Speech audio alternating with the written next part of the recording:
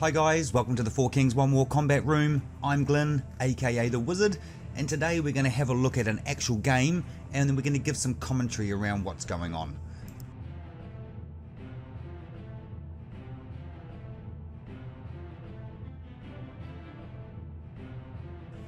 So here we are in the opening phase of the game, very important. This is all about establishing your opening formation.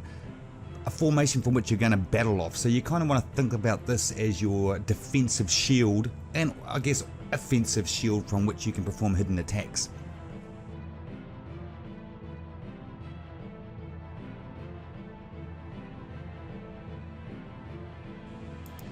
You'll notice now that both armies' black bishops are both open and linked and now able to be brought into play. It's really important and good practice with Four Kings One War to link your bishops and get them in play, and that's even if it's just from behind your defensive line such as the white bishops.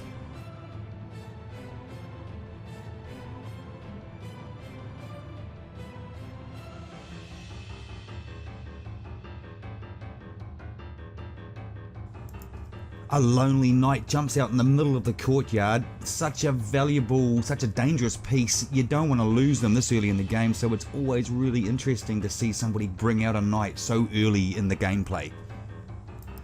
Black army's not having a bar of this, so it marches its black knight out to face the white knight. This is basically asking the question of the white knight. Yes, you're within range, you can take me, but I'll also take you with my bishop. So a little bit of tension really early in the game. White knight happy to take up the offer, so goes in for a knight for knight exchange, and then a bit of a token gesture really with the backing up of the bishop.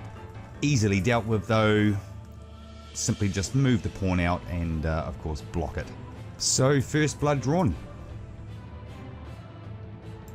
Check on the black king by yellow bishop and block with the pawn.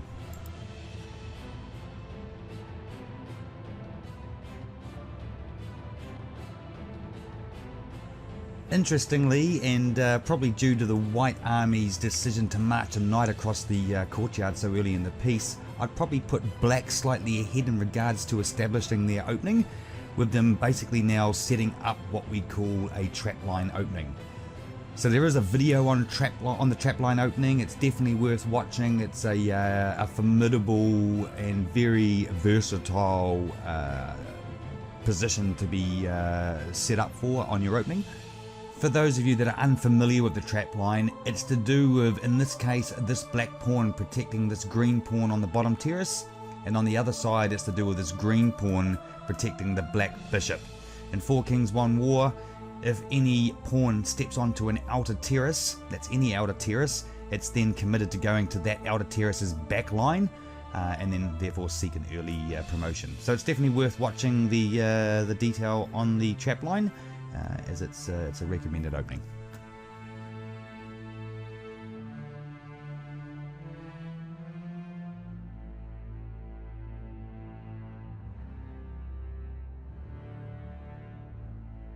Check on the white king by green bishop and blocked. So the queen moves within range of the knight's double hop. Interesting scenario though, because some people value their knight higher than the queen depending on your style of play.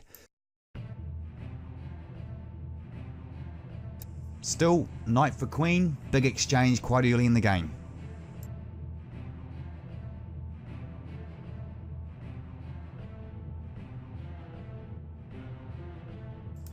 White bishop setting up a hidden attack on the queen. Black queen spotting it though and quickly moving out of the way.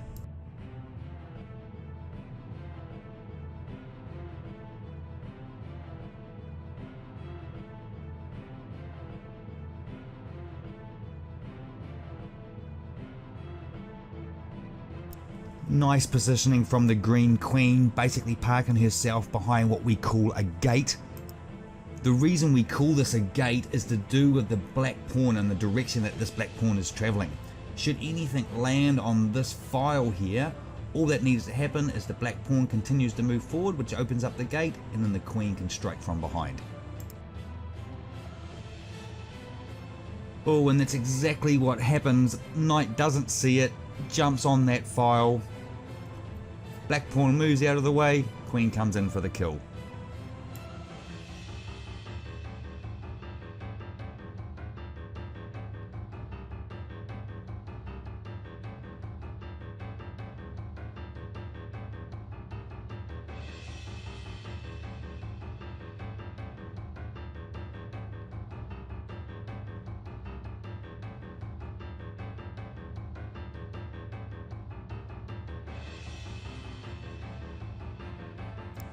Castling maneuver by the green regiment.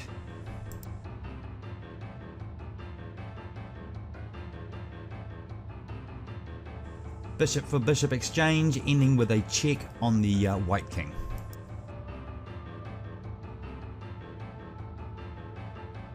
And blocked.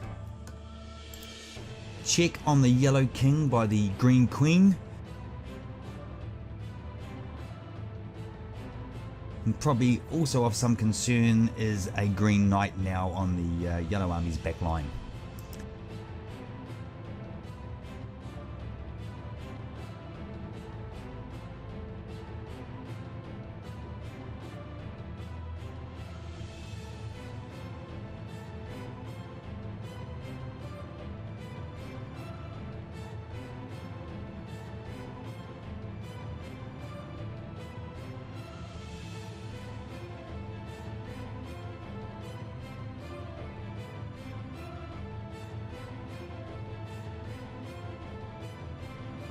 Like in any battle, I guess, once the initial chaos has settled down, it's always good to then send your valuable knights over the top.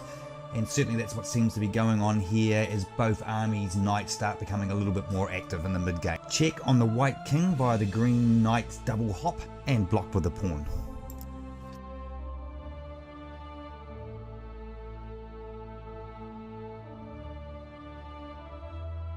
Black army resets the trapline.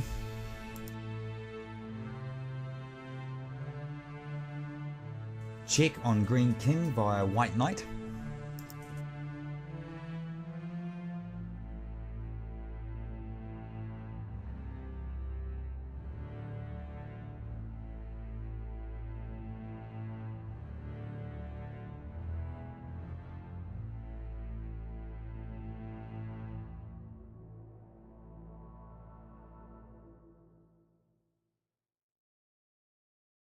Beautiful attack by the queen on the rook while the knight takes out the defending pawn.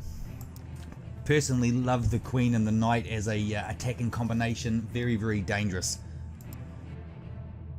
Or when the rook lands within the long range strike of the knight.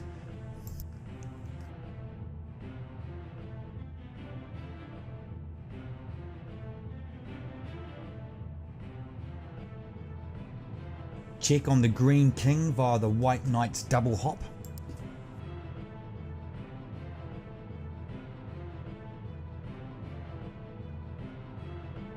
Green responds with its own check on the yellow king and then moves itself out of check and threatens the white army's knight.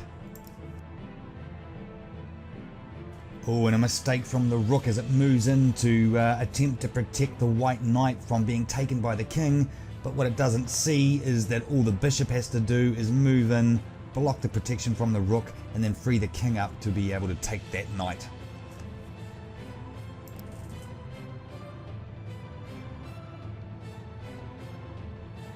Yellow knight threatening the green queen by a long range strike from its double hop.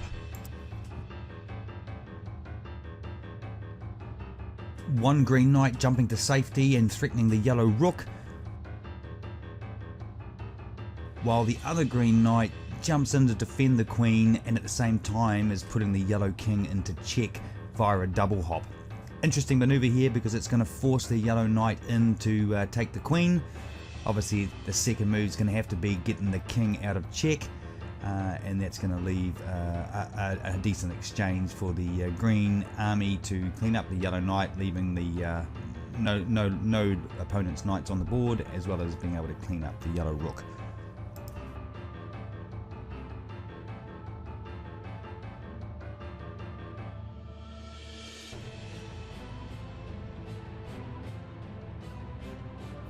And the green army does defend the queen by coming in and taking out the opponent's last knight. But interestingly enough, seems to have forgotten about the rook. But not this turn though, as the green knight does jump in and takes the yellow rook.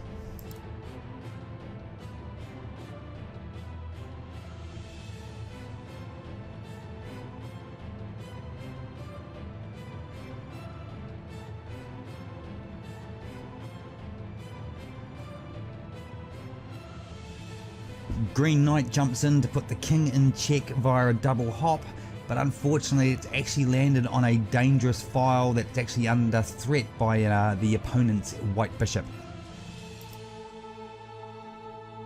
Yellow king moves out of check, although it didn't really need to do that, as it could have removed the checking knight by just taking it with the white bishop, as it has done now. Black starting to close in now, so not looking too good for the white army.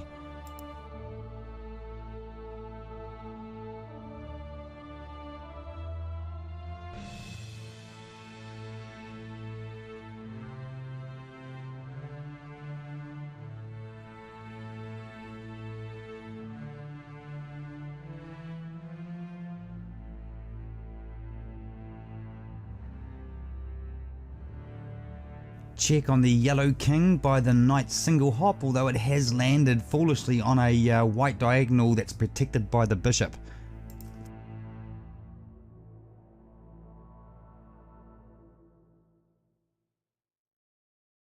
But somehow it's been missed by the white army. Instead, the queen makes a terrible move, moves onto a file again where it's got its opponent's queen parked behind a bishop there. Obviously that's a hidden attack. It's not looking good. And sure enough, bishop opens the gate and from behind strikes the queen, taking out another queen. And understandably so, that's where the white army decides to resign. So a great game to watch. Lots of sort of fundamental strategies there that you want to get familiar with, such as the trapline, the gate, hidden attacks. That's the first in a series of full-length game strategy videos. Appreciate your patience around the commentary. It can only get better. Thanks for joining us at the Four Kings One War Combat Room. If you think you're a strategist, make sure you subscribe to our YouTube channel and website and stay up to date with the latest videos in this collection.